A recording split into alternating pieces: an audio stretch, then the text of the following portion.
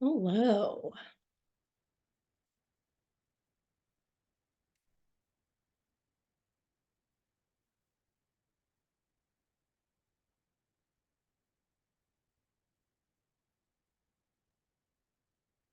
Welcome.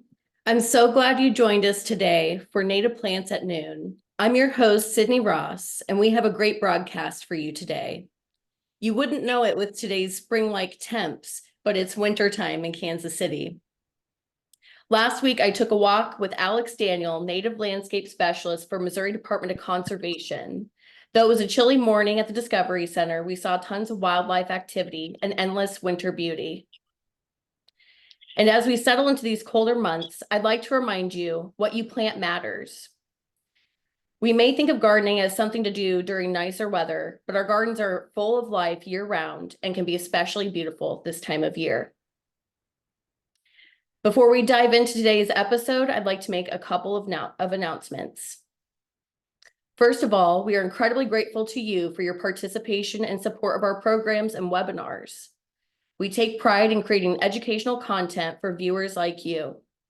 We also want to express a big thanks to Missouri Department of Conservation for their partnership on this series and everything they do to encourage and empower people to get outdoors. Last month, we took a field trip to Les Bluffs National Wildlife Refuge. We had so much fun that even our bus driver got into birding that day. Thanks to everyone who joined, and I look forward to leading more guided naturalist tours in both Kansas and Missouri starting in the spring. And if you enjoy our programs, be sure to register for the 2024 Planet Native Conference in Kansas City. Gather with native plant professionals for 2 days of fun while learning about all things native plants. Now, wouldn't that make a great holiday gift? I'm especially excited to meet pollinator conservationist and award-winning author Heather Holm that you see here. At Planet Native, she'll teach you how to think like a bee by exploring the nesting habitats, life cycles, pollen collection, brood rearing, and general characteristics of some of the most common native bees in Eastern North America. She'll also highlight the pollination of native plants and mutualism between native plants and native bees. Learn more about pollen specialists, the presentation of floral resources, and how the physical characteristics of bees can influence your effectiveness as pollinators. And for me, I'm so excited to finally be able to bring all my bee and wasp questions to Heather. Specifically, why are they so cute? During today's program, if you have questions, please note those in the Q&A tool on Zoom, and we will get to many of those as we can. My esteemed colleague, Chris Cardwell, will be using the chat to send you the plants mentioned or any links shared today. All right, let's get started. I hope you enjoyed this episode of Native Plants at Noon at the Anita B. Gorman Conservation Discovery Center.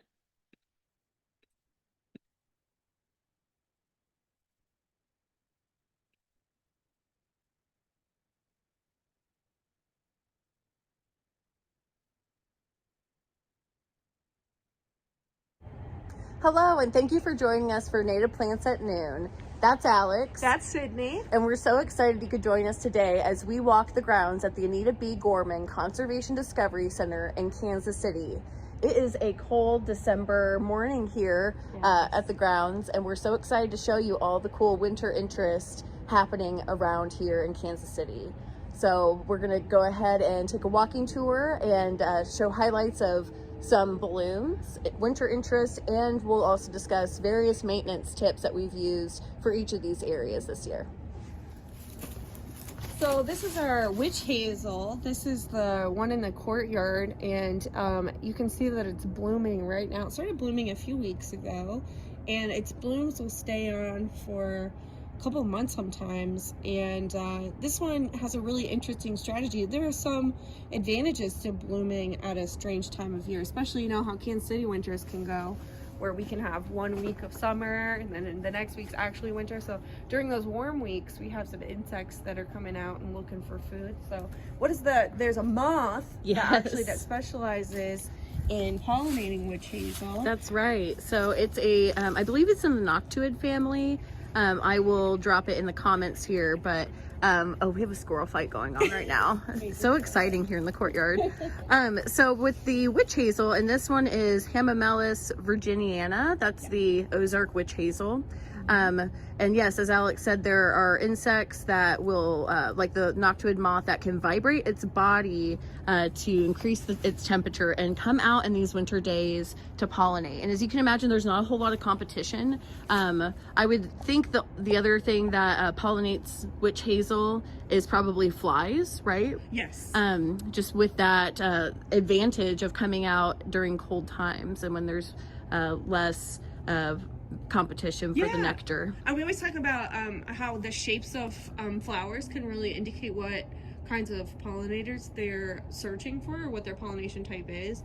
And I really had been guessing for years that witch hazel was wind pollinated, based on the fact that it really doesn't have very significant petals. Obviously, it's not trying to draw big giant butterflies to pollinate it, because there's nowhere for the butterflies to land, and the flowers are mostly pointing sideways or down too, so that's another indication that it's probably moth or fly pollinated. Yeah.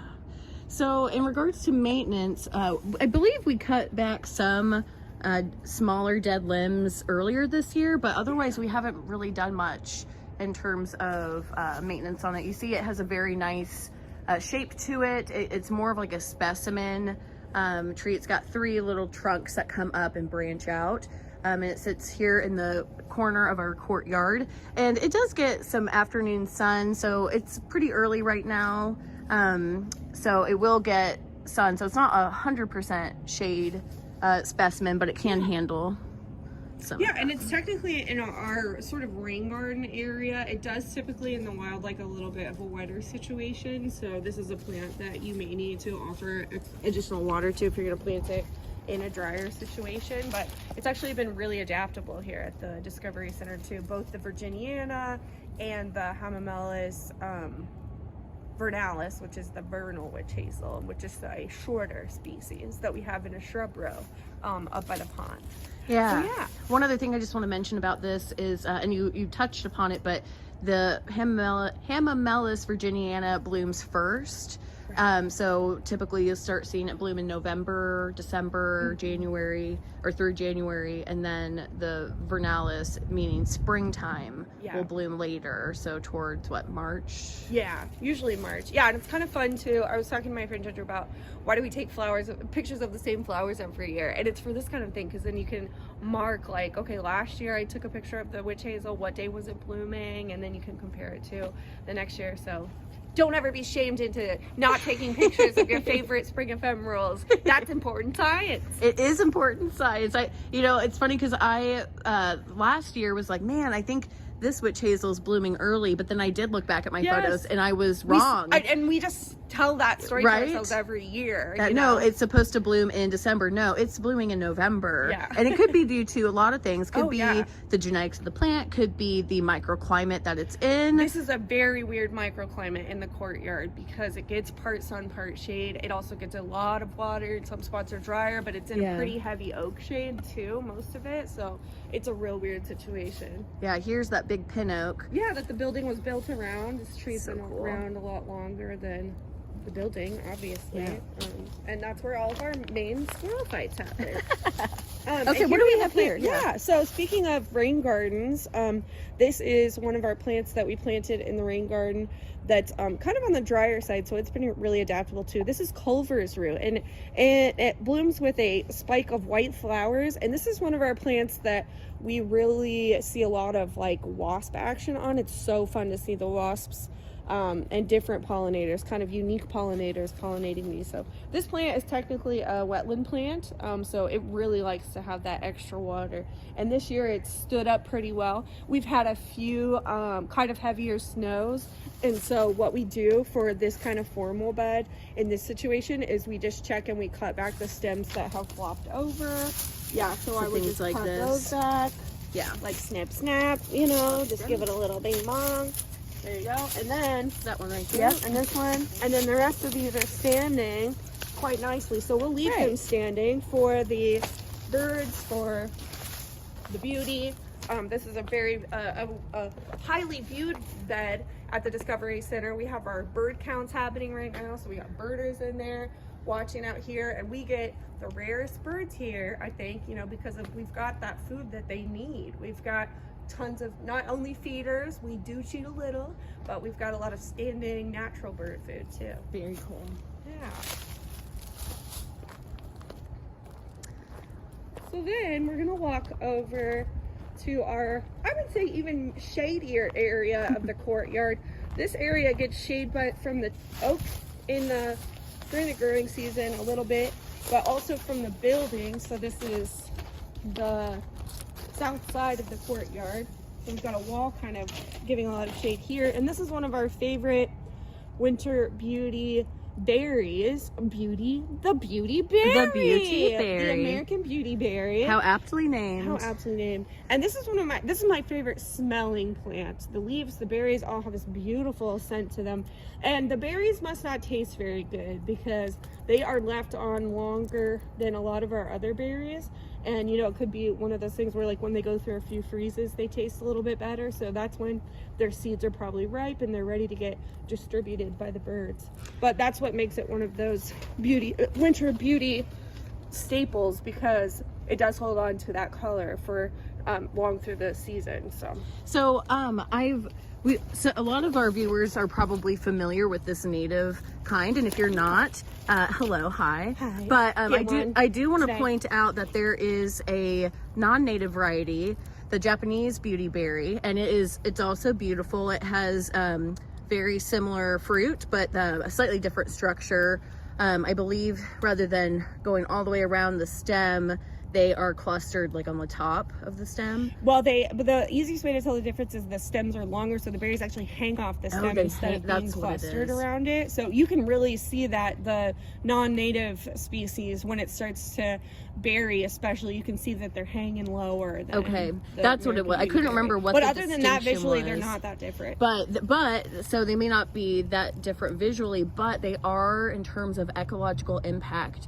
So I saw reports that the non-native version has spread in the woodlands in eastern Missouri near St. Louis. So when plants start to escape cultivation and they have not evolved with our ecosystem for hundreds of thousands of years, then that's when issues arise. And that's when things become potentially invasive, causing wreck to our environment and economy, having to deal with that. So just, if your goal for this plant is to have beauty and support wildlife, then something you can do is plant the true native. That's right. It's all your friend. Yeah, and we actually had some of the non-native in our front yard, and we talked to our neighbors, and they are removing it at PLP, so that's very nice. Yes, yeah, we're not anti-non-native, we're just anti-invasive. So once we hear that information coming through, the species is becoming invasive, it's time to take action. Totally. Not let it happen here too. Yeah. And then another great berry we have in the winter is the coral berry or buckbrush. Now this plant, it's a little controversial because in a woodland setting, you really don't want this to be the monoculture, and in degraded woodlands it can become like a little bit of a prolific species, right? And cause some imbalance in a high quality natural area. But in a garden setting, in a home setting, it is just beautiful. And Forest Keeling is now selling them, I noticed, Yes. which I love. You can't, I was having a hard time finding where to get these. And as you all know, being good stewards of the land, we like to support our local nurseries. So be sure to check them out and do that. And if your local nursery doesn't sell native plants, ask them to. Totally. Talk to them about it. So this plant, let's try to get a visual. Show them how tall it is. So these are probably full grown, probably about just above the knee. 2.5, 3 feet maybe. They're a little bit taller. Here's a cute one here. In our sunny area over here, they're in pretty heavy shade in this section. But yeah, I just really love how these fountain over. Look at that. Can you see all those? Let's see if I can get oh yeah, that's nice. See how that's perfect. And so this species is one that is, oh wow, that's a cool mushroom. This species is one that is directly displaced by bush honeysuckle, and they even look visually really similar. So Yeah, when it's we're like the doing bush leaves. honeysuckle removal, we want to show people what they look like. They have opposite leaf structure. The leaves are pretty similar, but yeah, Sid, what's your technique for So telling so the difference is coralberry has round tips, whereas the invasive bush honeysuckle, Lana ceramachii, has pointed tips. Yeah. And typically, I mean, unless it's a young honeysuckle, like this is like the max height. So I think once you get a visual for honeysuckle, you can kind of tell the distinction. But yeah. But a small coralberry and small honeysuckle look very They do. similar. But also honeysuckle always has 4 berries at each spot. So that's another way to tell too. Coralberry has bigger clusters of berries, and the berries are much more pink, but you know, if you're color challenged like I am, that's not always the best way to tell. The bush honeysuckle berries are very bright red and glossy, kind of glossy. They are. So. Okay, so I have to ask you, Al, if you could be any winter interest plant, which one would you be? Oh, Cooper's hawk. Oh, hold on, let me see if I can get this. Okay, so one of the advantages to being in the bird courtyard is seeing birds of prey come through. Oh. Okay, this is a horrible shot, and I promise we will get right back to it. But up there is a Cooper's hawk that just dove down, and it is looking for birds here in the bird courtyard. And a very cool evolutionary strategy this bird has adapted in our urban climates is to drive other birds into windows. So utilizing window strikes to its advantage to feed, which is pretty metal, but also very cool. Anyway, so we'll keep moving and talking about plants, but what a great opportunity. It's sitting in that sycamore on yonder, waiting for us to leave the bird courtyard. So it can scare some poor mourning dove into the window. So I'll pass this over to you because I want to talk about this next one. I was going to say that I would be one of the plants we're going to talk about. Hawks are always interrupting our conversations. I would maybe be the Baptisia alba. Oh, cute. Well, we'll talk about that once we get to it. I'd be coralberry because I'm short and I love pink. Oh, yeah, that's so true. Okay, we're going to look at this. Oh, yeah. Let's have a look at Cydney. So we just did when will that come out? We just have an article in the Conservationist about potted native plants. Yeah, so container gardening with container native gardening. plants. Yeah. And that'll come out in February. So nice. Thanks to our friends Napadal and Cliff who helped put this together, and Larry and all of them. Right. So this is one. So you may be familiar with these pots we have here in the courtyard and around the Discovery Center. So we replanted this over the early summer with some maple leaf heuchera, and I can't recall the scientific name, but I'll pop that in the chat. I think it's Richardsonian. No, that's not that one. This is a different one. So this is a special one from Oh, the maple leaf. The maple leaf. Is it Acer? I don't know. Heuchera Acer? I don't know. And then in the middle we have gray sedge, and what is dormant currently are we have some blue-eyed grass in here too, and Jacob's ladder back here. So which held on surprisingly long through the year. It really I mistakenly think of Jacob's ladder as a spring ephemeral, but I don't think it qualified for that this year. Yeah, so these are a couple great options for container pots, and Al and I can attest we don't water them very well or often. So if you were someone who watered plants, you could really grow some great stuff. You really could. But look how small this one is. It doesn't get much bigger, and it has done really well in this pot. Same with the gray sedge, and it had the cute starburst seed heads earlier on in the season, and I think it just looks great now as a foliage piece. You could spruce it up with some winterberry sprigs, you know. Maybe we should do that. Stick a little cedar twig with some berries on. Cedar twig or something in there.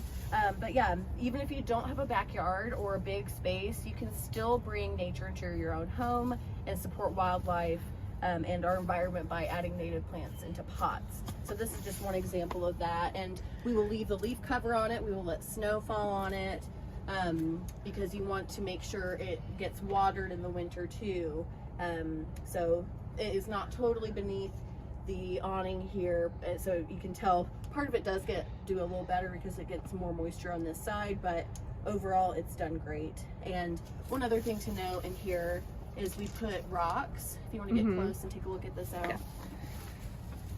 Rocks in here for a couple reasons, mostly to deter squirrels from tearing the plants out. So we had to use a couple big rocks, some small rocks, and so far it seemed to work.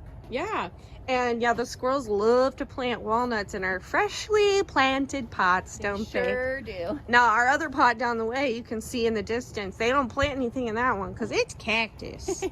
That's a good way to keep things from bothering your plants, too. That's Plant right. a little That's a good strategy. border of cactus around it. What a beautiful day. Oops, we missed one. Oops. Should we go back to strawberry bush? Oh yeah, I do want to talk about another pretty pink one. This is the Barbie episode. I know. It's called winter, but pink. Okay, so I think if you stand there, you'll be able to see it pretty well. So this is Eastern Wahoo, also known as strawberry bush. I forget that it has that common name, and I love it, strawberry bush.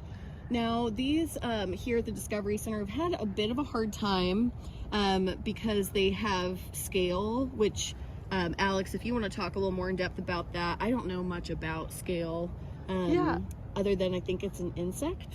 Yeah, it's an insect, and it, I don't, I don't really know much more about it. Okay. Aside from that, we're not really in Eastern Wahoo's native range, and for the last few years, the scale hasn't really seemed to be as much of a problem. I don't notice it losing as many branches. It seems pretty healthy this year. Yeah, I'm really pleased. It does look a lot better than it has. In Yeah, years past. it's been covered. Like you would see the scale, it's just like covering the trunk, and I really don't see much of it this year. No, I don't either, actually.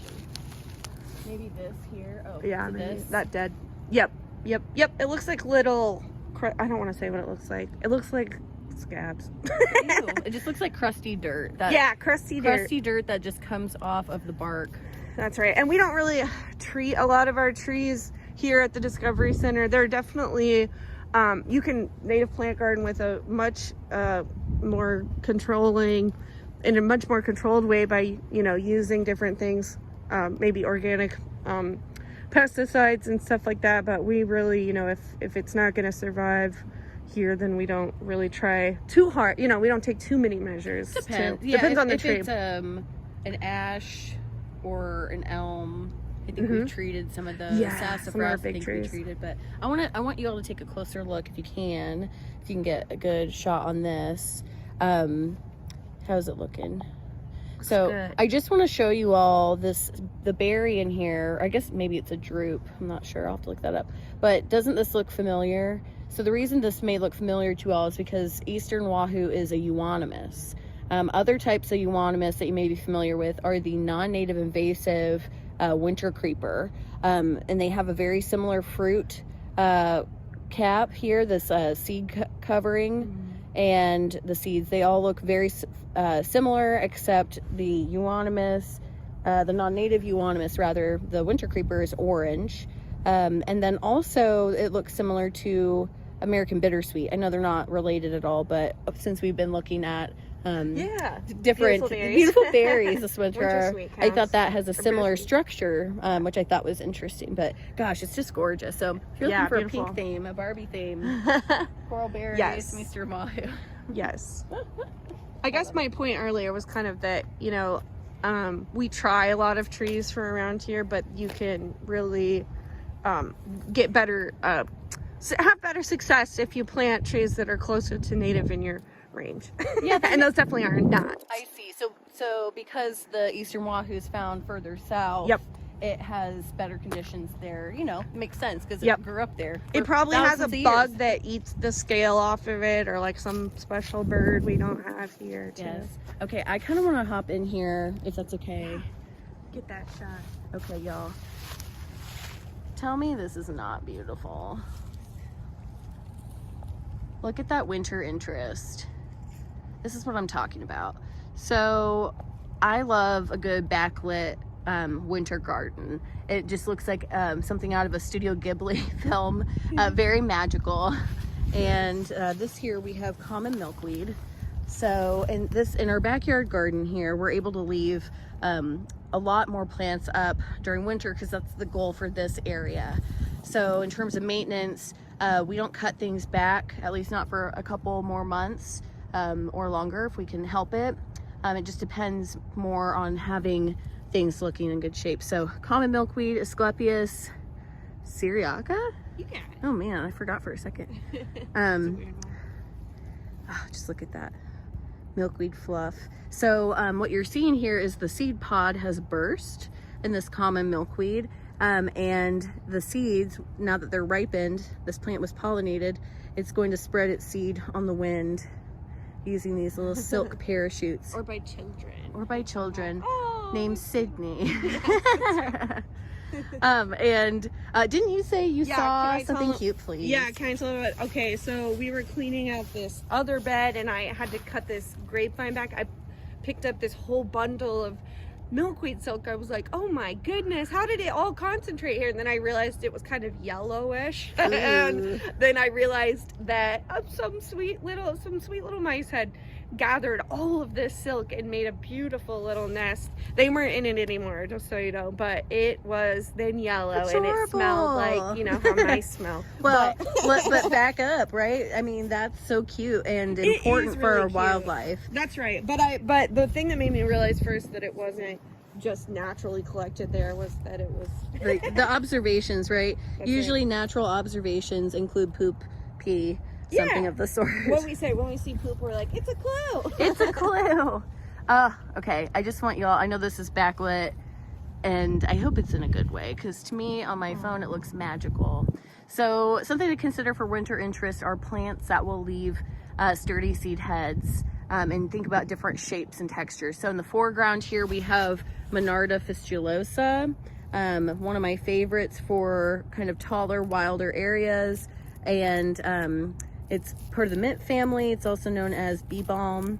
Monarda braberiana, the smaller kind, is also great, but this is the taller variety. And so, oh man, I wish you could. I wish this was smell-o-vision. It smells so the good. oregano one. Yeah, it is.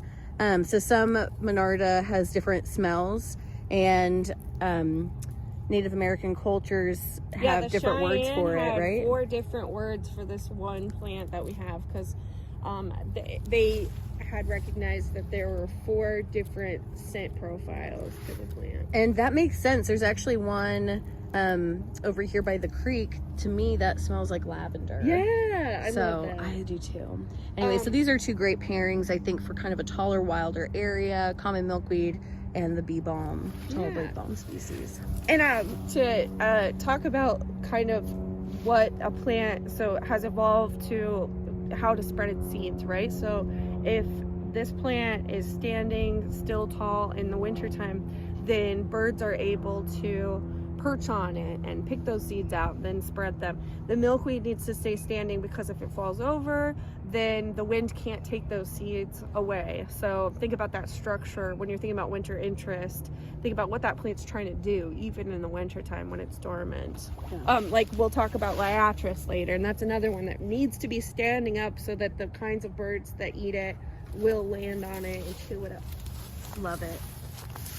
I also love this. So this is the plant that Alix said she would be if she could pick a winter interest I'm plant. tall and white, that's why. That's funny. Okay, so tell us about this plant, Alix. So this is Baptisia alba. So this is wild white indigo, and it is one of our native tumbleweeds. So the seeds on this are very hard. You can see, should I show the pot? Here's one that's beautifully opened right here. So these seeds need to be scarified in order to germinate. And scarified means being scratched up, right? That's right. So their goal is to the stem to break off and for them to tumble away in the wind and get scratched up enough to start germinating those seeds. And then the other name for this plant, another common name is rattlepod, because it sounds a little bit like a rattlesnake. Do it again. There you go. I love this. Yes, and this one's still standing, but there's a reason for that. This bed is very highly it's very densely planted with a lot of big prairie forbs, and so this plant is still, I will attribute everything to this plant still standing on the aromatic aster that is holding it up at the bottom. Right. If that wasn't there, and some of our other indigos that are kind of out on their own as specimens, they break off a lot sooner than these do. So right. Another thing to keep in mind, remember your companion plants when you want to make sure that things are still standing and stay standing through the winter. Right, because conditions to consider are the weight of snow, rain, and wind blowing things away, right? Yeah. And so you can see how that is just one single stem, and I won't demonstrate this. Can I show you on this one? This is Yeah. Baptisia australis, the blue false indigo, and this one is ready to snap, I think. Let's see here. Okay, wanna try it? Just a little bit of it. Okay, watch this. Oh, I didn't have to do anything. It was already broken off. That's how it does, right? Yeah, that's how it do. You can So just pop these babies off. And that's a then- great maintenance tip for this. But again, my preference would be to leave it in the garden. Right. So even if it does break off, this is a nicely densely planted area, as Alex mentioned, and so it will hold on to things. Right. Okay, so we've got just a couple more plants we want to talk about as we make our way to the front of the building.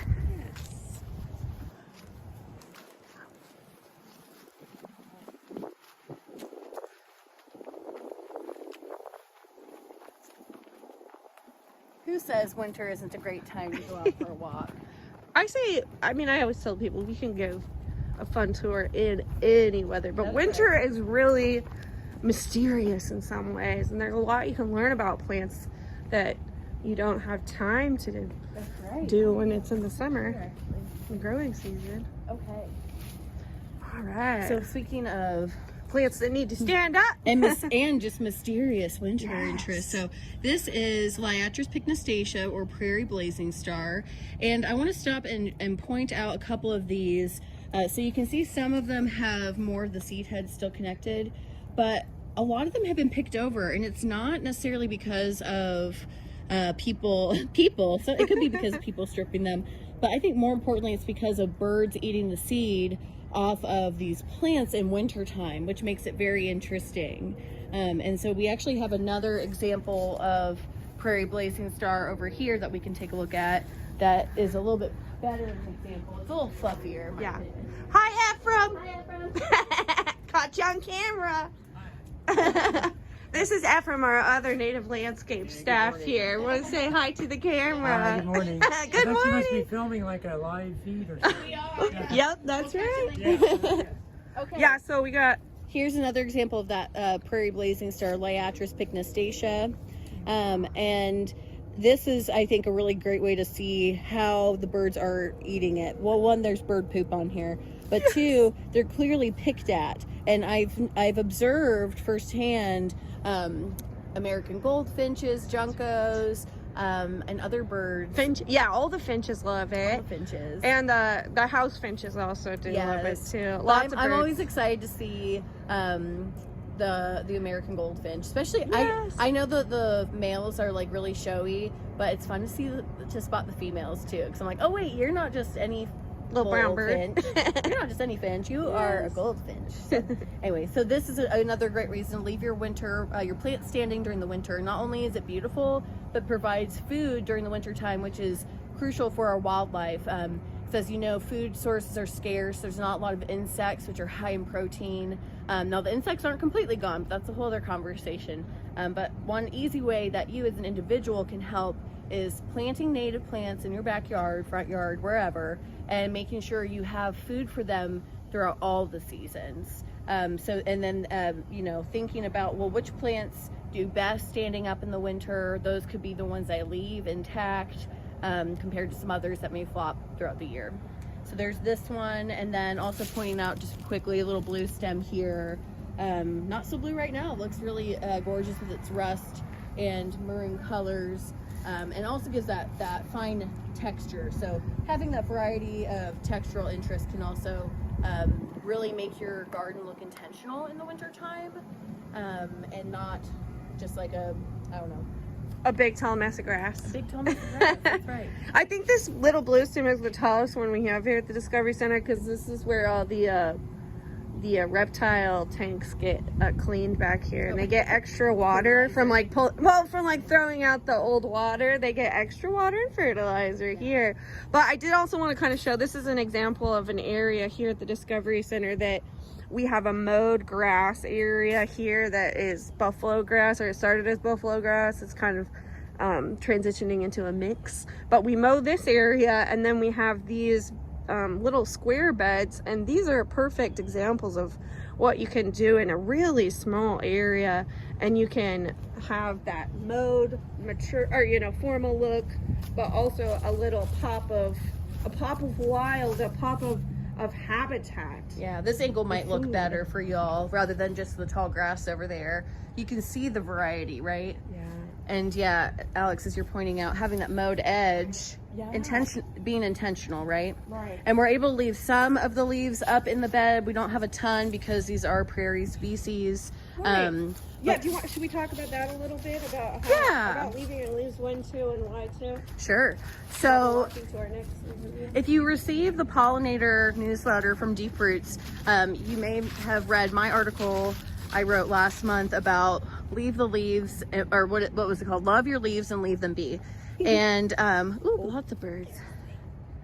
There's the sparrows There they having are. some lunch in the button bush. So it's good to think about where these plants exist naturally. If you have woodland species, bring on the leaves. They're gonna love them. They won't have any second thoughts about it. But if you're in a prairie species, or grasses, or plants that receive full sun and prefer drier conditions, heavy leaf cover can smother and rot the roots of your plants. So That's right. So notice out here, we're in the parking lot. You may remember these garden beds from a couple months ago. And I just wanted to come back because I want to show you how beautiful this compass plant is. Look at this. It's really beautiful. I think this is our showcase piece for winter beauty here at the Discovery Center.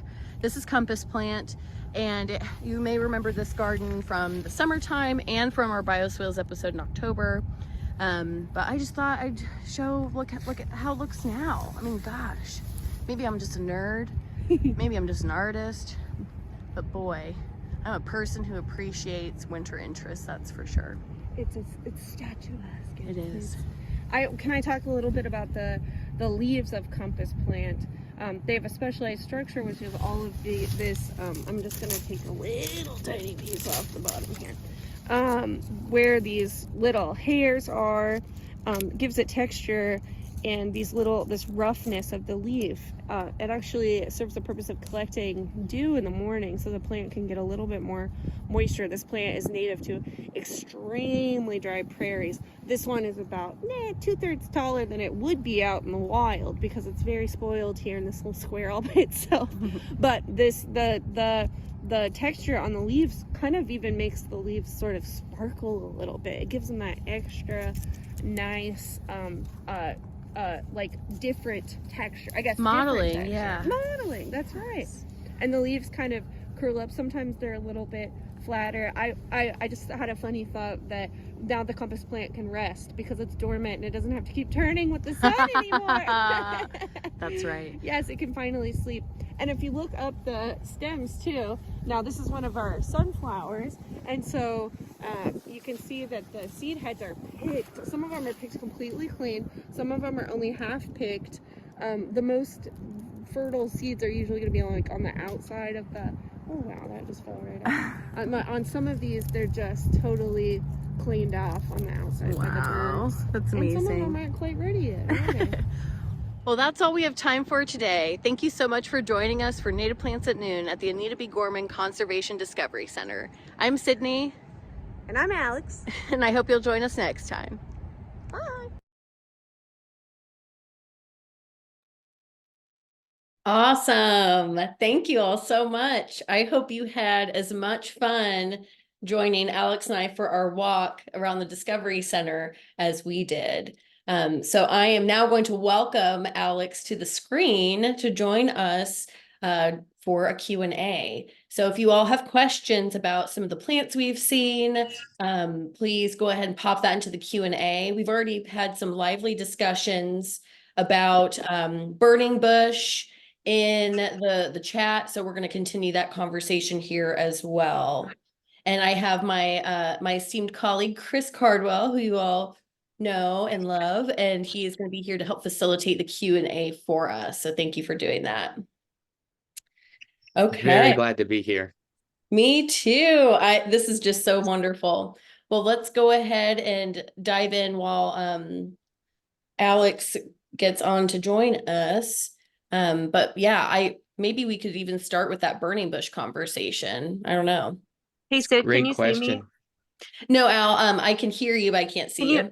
You've disabled my video. Can you enable? Oh, sure. I will work on that. Thank I you. will do that while Chris, if you want to ask the first question, and I'll get your Yeah, there's two questions about that euonymus conversation. First of all is an identification. So we talked about winter creeper as a euonymus versus the wahoo species that we saw. And then a follow-up about that was about common names. And we come into that often because sometimes regional common names get mixed up with the species names. So importance of botanical names, but how do you distinguish between invasive and native euonymus here? That's a great question. So Alix, I was just looking at a photo of the non-native invasive burning bush, and it does have some characteristics that distinguish it from some of these other species. And for me, visually, the main thing is looking at the winged stem of it. So it has like these little, just your regular stem, and then these slight little shallow winged edges on them that kind of stick out. Do you have any other tips on that? Yeah, I think that's you've nailed it. I thankfully, and I know that this is jinxing myself. I haven't had much experience with burning bush. But the wings on that, I can't think of any other native species that we have that's like that. So that is a really good way to distinguish. And I think they're always opposite leaf structure and Photo now. what's that? I said I'm pulling up a photo now to see what Yeah. the leaf structure looks like. Yeah. And Yeah. so, yeah. So and then the other euonymus is the winter creeper, which grows along the ground and is also opposite leaf structure. It's got similar looking leaves. They all have similar looking leaves. And it will, if it is a female, it will start to climb a tree and start fruiting. And that's when it becomes an even bigger problem than it already is. I don't know if we have any native. I think Tracy was saying that wahoo is native to eastern Johnson County in Missouri. Maybe that's as far as it goes. So I don't think we have any true native euonymus here in the Kansas City region. You're not going to find an eastern wahoo out in the woods, as far as I know. I could be wrong. Yeah. It does seem to be a follow-up question. Oh, pardon. Oh, I was just saying it seems to be a little outside the range. Yeah. Is that maybe why it struggles a little bit in the garden at the Discovery Center? Definitely. Definitely. Yeah.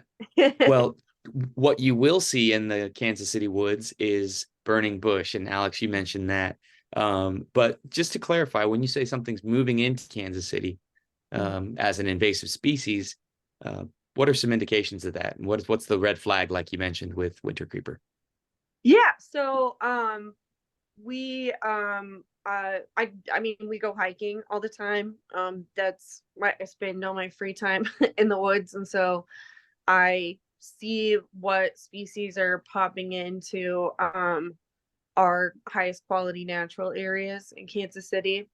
And there are a lot of organizations doing great work to remove those in Kansas City. And we've seen burning bush at let's see, Hidden Valley. I've seen it at Burrock Woods. Chris, I bet you've seen it places before too. Do they have it at Parkville, maybe? Yep. Yeah. So it's kind of a battle of like, I'm afraid, and maybe Chris, you've got some maybe more info on this. I'm afraid it might take the place of honeysuckle when honeysuckle gets taken out of an area. Because they're taking up the same space, and in these places where they do honeysuckle removal, I seem to see it coming up on the edges of that. I don't know. What do you think? What's your, you probably have more experience with it than we do. I mean, in the large landscape, I mean, I find that it's not as widespread. It's closer Yeah. to the residential areas, Yeah. where it is, like some of our guests mentioned, planted in beautiful rows, like Yeah. alleys of just because it is such a spectacular fall coloring. But Yeah. I don't see it moving over long distances, like into the heart of a woodland, the same Yeah. way that I do see honeysuckle doing that. But to your Yeah, you're point, it's right. important about successional planting after honeysuckle removal. Mhm. You got to get something in there as soon as you remove that honeysuckle to prevent the next unwelcome guests from coming in. But yeah, that's there's no shortage of it. I always tell people, if you want job security, get into invasive species removal. Yeah. Yeah. Exactly. Right. A question came to my mind when you were talking about all these beautiful plants and the value for winter bird food. You also mentioned that in that bird courtyard, you do supplemental feeding. Can you tell me about how you strike a balance between not making too much? Well, first of all, not putting too much money into bird seed because it's not cheap, but how do you balance having a feeder and making sure that there's enough resilience in your landscape to provide for all the birds? That's a really good question. Sorry, Al, did you want to take that? You can if you want. Okay.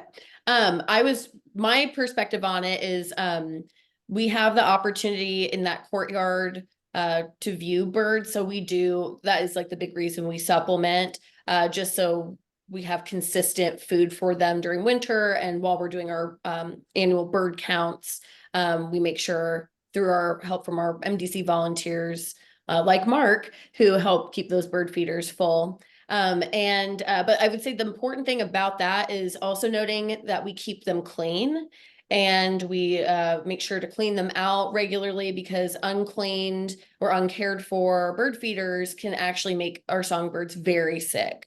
Same with hummingbird feeders and the like. So if you are going to supplement, just make sure you're keeping those systems clean for them so they don't spread disease. And then of course, the cheapest, most affordable way to feed the birds is leaving standing plant material, as you saw in today's episode. So some real bangers for the birds, if you will, would be purple coneflower, Monarda fistulosa, that bee balm, Liatris species. I even see, I guess you don't really see landsleaf coreopsis seed heads left this time of year, but earlier on in the year, I see finches eating them, like hanging off the tiny little seed heads of landsleaf coreopsis, just pecking them and enjoying it. So you have free bird food right there. And not to mention the little insects that are living beneath the leaf litter. Our songbirds will look for those as well, including from galls on standing goldenrod stems. Our bird species like the black-capped chickadee and downy woodpecker will take advantage of those protein-packed meals inside those little galls, which is insect architecture, and helps them get through the winter. So I think if you have the resources to fill a bird feeder, I say, go for it. And also have some native plants that you leave up intentionally through the winter for these birds. I think it's a nice mix. Yeah, and can I add one thing too, which is that we get a lot of birds at our feeders, but when we get our really special birds, they're always found further out in the landscape. They're found typically in the button bushes, eating the button bushes. I know that's where they had clocked correct me if I'm wrong. Is it Nashville or Tennessee warbler? I don't know. One of the fancy warblers. was there. So you do have to go away from the feeders to see like the rarest of birds because they're out there doing what they would do in nature with these plants. That's a really good point. Yeah. I mean, like you don't see, well, not that you would see a green heron at a bird feeder anyway, but we see some really cool birds away from the bird courtyard as well. Because they're, yeah, like you said, it's their habitat, it's their natural food. They've evolved with these plants for eons, and it's what they need. That's awesome. Joyce also just mentioned that in the landscape, they have a lot more protection from, say, predators like Cooper hawks or your cat. Right. So that's important. A great way to clarify that. Brian chimes in with one of those classic "What's wrong with my plant?" questions that we get all the time. Compass plant is taking too long, or it's taking years. How many years does it take for it to get to its leap phase, like we say? His isn't at this point going 2 to 3 leaves above the ground. I guess we didn't ask how many years he's had it in the ground. Yeah, but how old? I would ask how old that is. How old and how much sun does it get? And yeah, those would be my two first question. Yeah, my first two questions on that. 2 to 3 years old, married with other natives. Cool. Full sun. Yeah, Brian, is it full sun? Full sun area. Well, I think it's interesting, and Al, I would love for you to talk a bit more about that square in the front with the compass at the end. How old is that anyway? Because it wasn't planted, right? No. So it was planted. I don't know if we talked about it in the video, but it was planted as a monoculture of prairie drop seed. And like starting probably around when we started, so maybe about 6 years ago, we started leaving things in there that were showing up like liatris and like there was one, I've talked about this little square so much, it's my favorite. There's one swamp milkweed, marsh milkweed that shows up in there, and it's like, why do you like it there? I can't keep it alive in any other area. Okay, I'm doing better. I've got a few other ones alive now, but and it just got, it progressed from there. So we just let whatever beneficial species stay. One of my theories about why that one is so big and nice. Now, we talked about this. That plant in the wild is like, what do you say, Sid? 2 feet tall at most. Totally. Maybe maybe like 3.5 feet tall.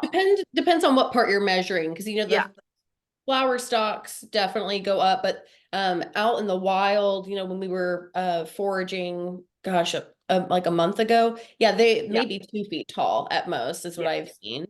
Yeah. And I'll say that one's been in there probably like this whole time, probably for 5 years, at least 4 or 5 years. And I saw Tracy just said that it takes 5 years for them to leap. But yeah, that one is definitely spoiled. I also have a theory that it is the only thing that's really taking up that root space. We always talk about root morphology and how important it is, like how what's going on under the soil is just as complicated as what's going on above the soil. And so the compass plant takes up probably a different set of space than the prairie drop seed. So it's got a lot of room right there too. Yeah, and if you look, if next time y'all visit the Discovery Center, please take a look at that bed and then walk to the prairie section behind the Discovery Center building, because you'll see the other examples of compass plant there. They don't look quite the same. They're not as, in my opinion, as beautiful. And I think part of that is having to do with that slight difference of micro habitat there, or microclimate. It's surrounded by concrete in the parking lot, like the hottest part of the center. We don't water it. It's not being hit by any of the turf grass sprinklers, things like that.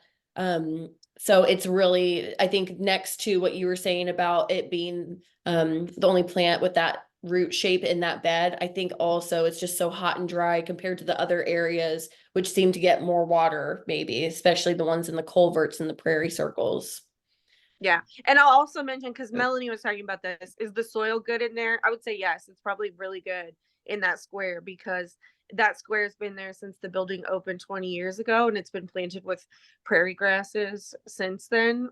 So even if the soil wasn't good before, it's probably better than, I don't want to make judgments about other people's soil, but it's better than just like, crappy topsoil. But does it get hit with salt? Now I've got a lot of questions on I this. have a lot of questions too. I think it does get hit with salt. Does it like that? Is it like me, where when I get a taste of Hit with salt, I get salt, powered like up?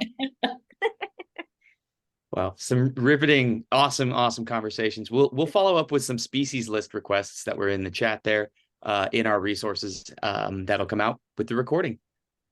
Pleasure to be with you today, Sid. If you want to take the wrap up. I will. Thank you, Alix, so much for joining us. Thank you. Thank you so much. I just have a couple more announcements before we sign off for today. So let's take a look here. Okay. So I just want to say, well, of course, thank you for coming. And I just wanted to let you know about, on our website, we have all of our webinars archived. So if you missed any previous episodes, we mentioned the bioswale episode where you can see that same garden bed, but earlier in the year, back in October during fall blooms. It's really interesting, in my opinion, to see the same space throughout the year. So go to deeproots.org, check that out. And while you're there, please consider making a donation so we can continue to bring educational content to viewers like you. And our next webinar will be in the new year. We'll see you back here on January 4th for our Lunch and Learn series. I will be speaking with Cassandra Messer, private land conservationist with Missouri Department of Conservation, about prescribed burning practices. It will be an exciting episode, and I can't wait for you all to be there for it. So with that said, I thank you so much for joining us this year. What a wonderful year it's been for native plants in Kansas City and beyond. I hope you have a wonderful, safe holiday season and happiest of New Year's. See you all in 2024.